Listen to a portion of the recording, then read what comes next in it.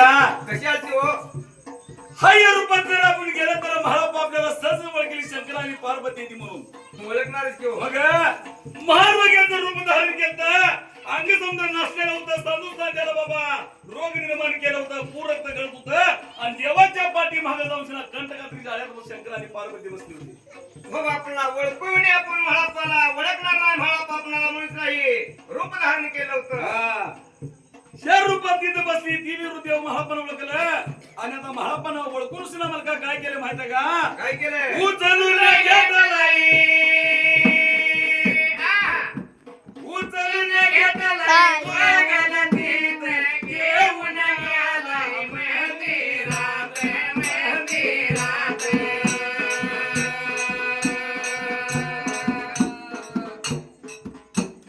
निज रूप दावीला शकतीत